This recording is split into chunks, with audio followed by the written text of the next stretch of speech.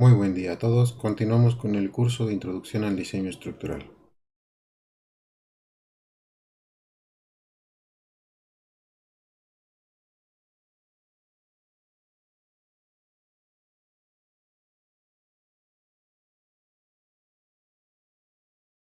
Para esta clase lo que veremos son los elementos estructurales básicos.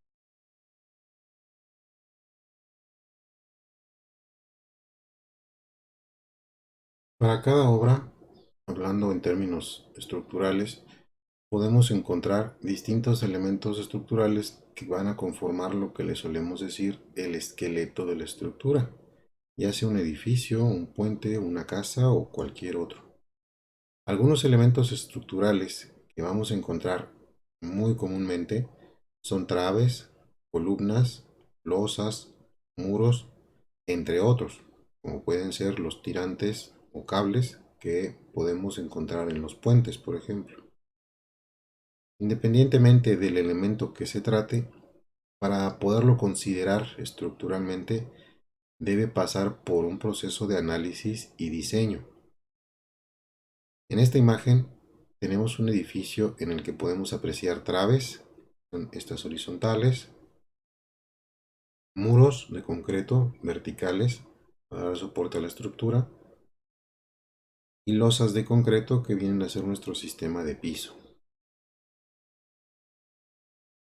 En esta otra lo que tenemos son columnas de concreto, muros de mampostería no confinada, que ya luego veremos por qué no hacerlos así en la norma mexicana, y muros de concreto acá al fondo.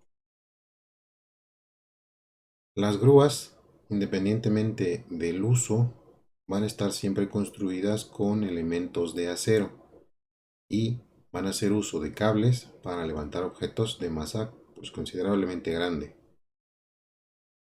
Gracias al avance tanto tecnológico como industrial en cuanto a los vehículos de transporte y montaje y a las fábricas de gran tamaño, algunos elementos estructurales ya se pueden prefabricar, tanto en acero como en concreto, y únicamente llegar a montarlos a la obra. El primer paso para llevar a cabo el proceso de análisis y diseño de un elemento estructural es idealizarlo dentro de una de dos categorías muy generales.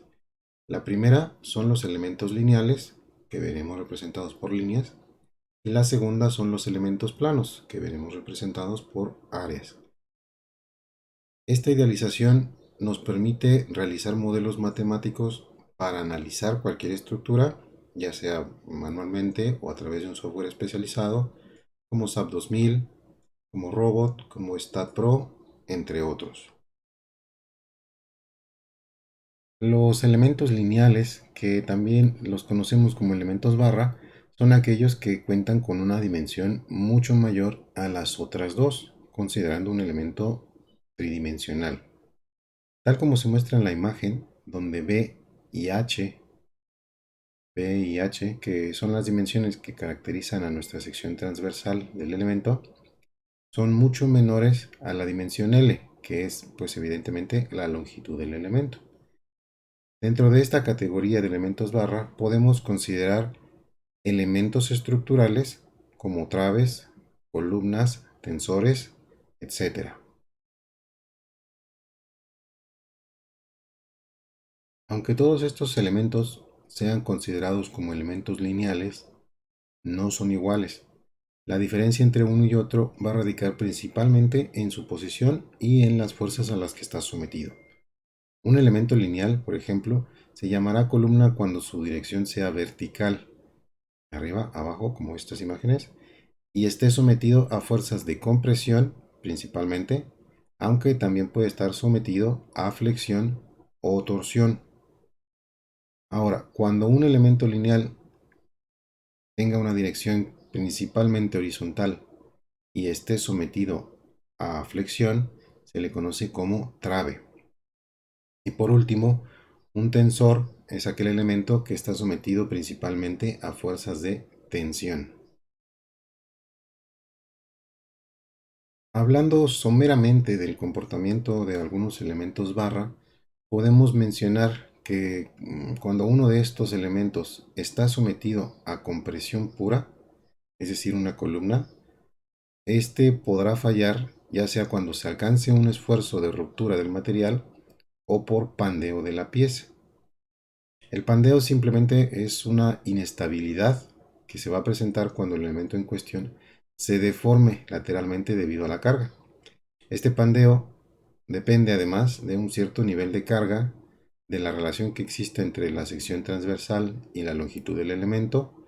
Esto se denomina relación de esbeltez y se calcula con esta expresión, relación de esbeltez, donde K es un factor que depende de las condiciones de apoyo, L es la longitud del elemento y R es el radio de giro de la sección transversal. Todo esto implicará que entre menor sea la relación de esbeltez, el elemento estará menos propenso a pandearse. Como se aprecia en la imagen, un elemento más delgado y largo se va a pandear bajo una menor carga que la necesaria para alcanzar el esfuerzo de ruptura del material. En comparación, lo que le va a pasar a una columna más gruesa y cortita es que va a sufrir un acortamiento inicial de su longitud, apenas aquí se aprecia un acortamiento ligero de su longitud, y posteriormente fallará al alcanzar el esfuerzo de ruptura previo a la carga crítica que le puede producir el pandeo. Un ejemplo práctico de esto sería que utilicemos una regla plástica de 30 centímetros, de esas que se suelen tener desde la secundaria, y aplicarle un poco de presión desde un extremo y sosteniendo el otro, simulando así que estamos aplicándole una compresión. Notaremos de inmediato que la regla se pandea lateralmente en su rango elástico, ya que al quitar la carga pues va a regresar a su estado inicial. Ahora bien, si juntamos fuertemente dos o más reglas y aplicamos la misma presión, pues será evidente que el pandeo es menor y que necesitaremos más fuerza o la misma, pero aplicándola con cierta excentricidad para producirle ese mismo efecto de pandeo desde un inicio. En elementos que están sometidos solo a flexión y cortante, o sea, en traves, su comportamiento pues va a ser ligeramente diferente, dependiendo del material que estemos utilizando. Aunque hablando de los esfuerzos, pues serán los mismos independientemente del material. Al aplicar la flexión, lo que se presenta internamente son esfuerzos de tensión en las fibras inferiores de la sección y compresión en las fibras superiores. En el caso del concreto, el elemento pasará por tres etapas principales dependiendo del nivel de carga. La primera etapa será en el rango elástico, obviamente, donde todas las deformaciones pues son temporales y no hay daño en el elemento. La siguiente es cuando se alcanza la resistencia a tensión del concreto y aparecen las primeras grietas en las fibras inferiores, dejando que el acero de refuerzo que tenemos en la parte inferior del elemento tome toda la tensión. La última etapa es cuando el acero ya ha fluido y el agrietamiento excesivo reduce la porción de concreto que tenemos en compresión al punto de ser tan pequeñita que ya no va a resistir la compresión y se va a aplastar. Para el caso del acero, como ya se dijo, el comportamiento es similar, pero la diferencia radica en que ante la ausencia del concreto en la parte de compresión, el patín superior del perfil estructural se va a pandear, produciendo la falla del elemento por pandeo general. Adicionalmente, estos perfiles de acero sufren de pandeo local que también deben de revisarse. Esto lo pueden ver ustedes en el curso de estructuras de acero. Otra diferencia importante entre los distintos elementos barra es su sección transversal. Cuando hablamos de columnas y traves, tendremos secciones transversales de distintas formas, pero de un área considerablemente mayor a la de un cable. Dependiendo del material que vayamos a utilizar, la sección de transversal de columnas y traves puede tener distintas formas. Si hablamos de concreto, las secciones transversales suelen ser rectangulares o circulares, pero también podemos encontrar secciones T, secciones I, que en este caso es una sección ASTO, que se suele utilizar en puentes, y una sección cajón, también en puentes. En la mayoría de los casos son secciones macizas, pero también existen aplicaciones donde pueden requerirse huecas, no solo hablando de la sección cajón, sino también en pilas, por ejemplo, se requiere a veces que sean huecas por sus dimensiones. Para el caso del acero, lo que tenemos son lo que se conocen como perfiles estructurales. Estos perfiles tienen geometrías ya fijas con distintas formas, como secciones I, secciones L, que se conocen como ángulos, cuadrados o PTRs, circulares, en forma de C, que les dicen canales, etc. En cuanto a los elementos placa, serán aquellos que posean una dimensión muy pequeña con relación a las otras dos. En el software que mencionamos hace un rato, suelen tener nombres como shell y membrane dependiendo del comportamiento que se busque modelar. Tal como se ve en la imagen, B y H, que ahora son las dimensiones que definen el plano de la placa, son mucho mayores que el espesor, que está definido por T. Dentro de esta categoría de placas podemos considerar elementos como losas y muros principalmente. De manera similar que para elementos barra, la diferencia entre losas y muros va a darse principalmente por su posición física.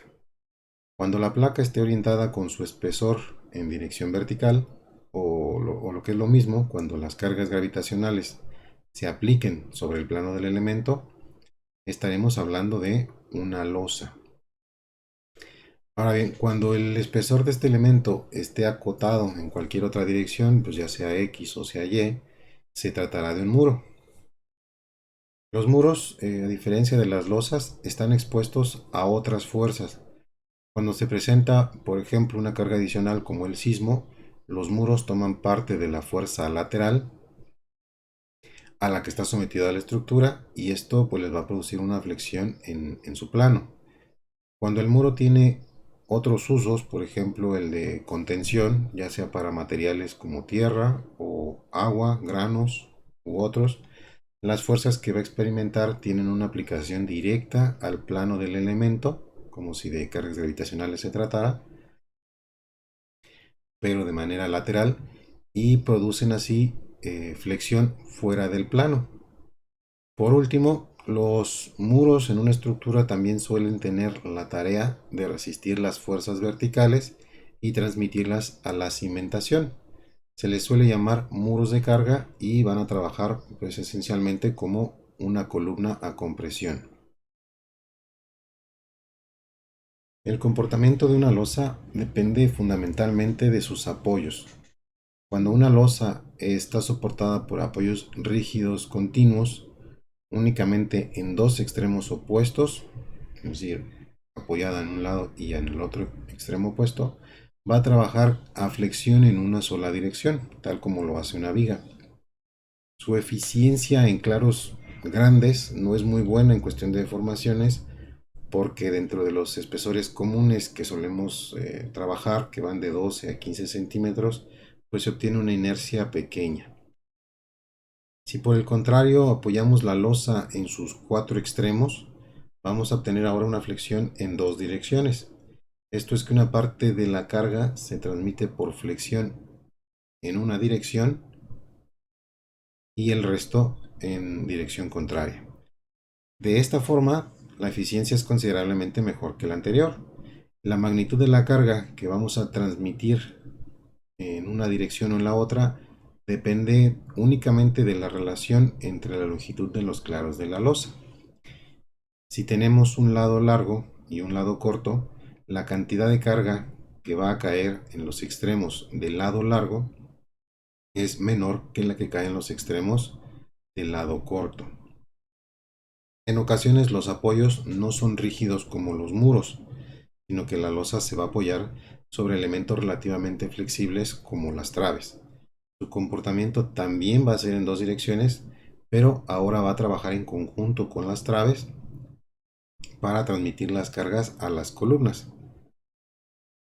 El comportamiento de muros lo veremos en el último capítulo del curso cuando veamos los ejemplos de revisión por cargas gravitacionales y laterales.